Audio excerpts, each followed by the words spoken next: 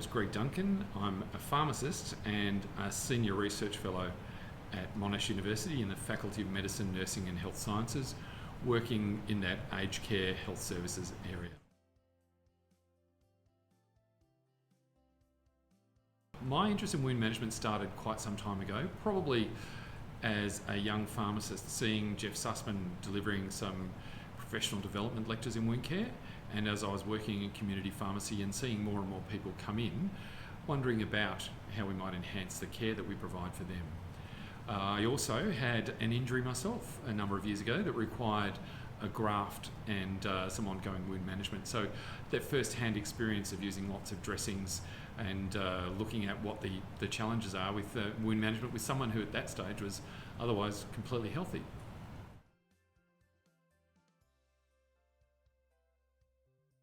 These days I work in a couple of different settings. So most of the people I see clinically with wounds are those coming into community pharmacies looking for advice on dressings, as well as thinking about the impact of their medicines and other factors. We also see some within the hospital setting where there are particular challenges and people have heard I have an interest in wound care and have sought that advice.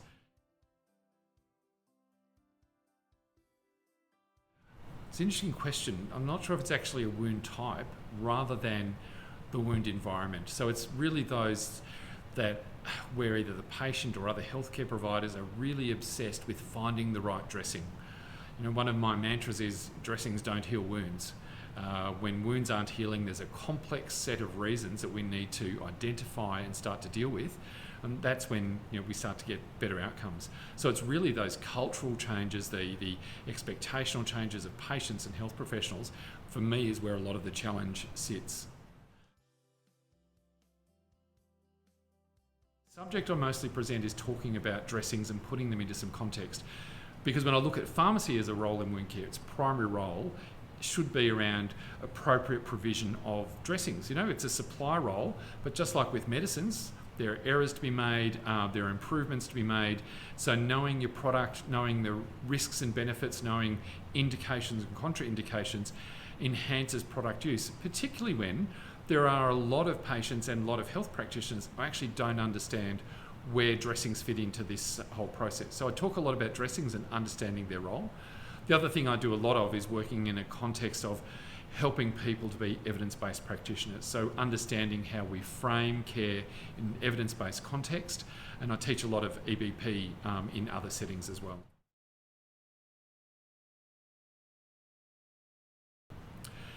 When I think about wound management, a practical guide, the things that come out of this for me that are really important is putting dressings use in perspective.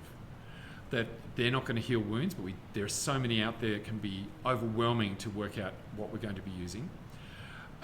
Recognising the essentially patient-focused and interprofessional nature of wound care, that it isn't just a nursing or medical role, that so many other people have a critical role to play, particularly with those complex patients, because they require complex solutions. And the other thing for me would be how we underpin what we do with evidence. There is a lot of good sound evidence for the common wound types around what actually works, and we need to work in that context and make sure our patients understand the reasons we make the recommendations for things they may find challenging, like using appropriate levels of compression. I've been asked to reflect on the worst piece of wound care advice I've ever been given, and that's not easy considering there's been an awful lot. I'm not sure whether it was the time that I received a prescription for chloromacetin mixed 50-50 with mercurochrome to be then folded through some Caltostat. And when I spoke to the prescriber, I said, where did this idea come from? And his answer was, I just didn't know what else to do. I get scared when desperation drives decision making. We should, even if we can't find good evidence, for me, there's a sound single approach to this, and it is that it should make sense. I should be able to explain why I expect to get an outcome from the service or product that I plan to use.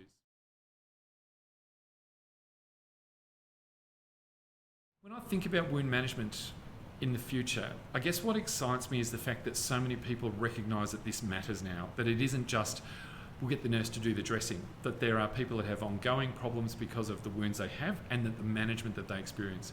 I'm excited that by the fact that it really is becoming more genuinely interprofessional as we see care teams that involve doctors and nurses and OTs and podiatrists and pharmacists and physios and nutritionists, etc., to achieve those outcomes, because these are complex patients and again require complex solutions. What bothers me is the fact that I think we get lost in the plethora of the products that are there and the marketing behind them, and the obsession with, not just in wound care but right across healthcare, magic bullets. You know, we want something special that's going to fix everything, and it isn't there. And people, both patients and clinicians, clutch at straws around some new product that's going to be the great panacea. And A, I'm not convinced that that's going to happen, and B, I'm not sure that we need to.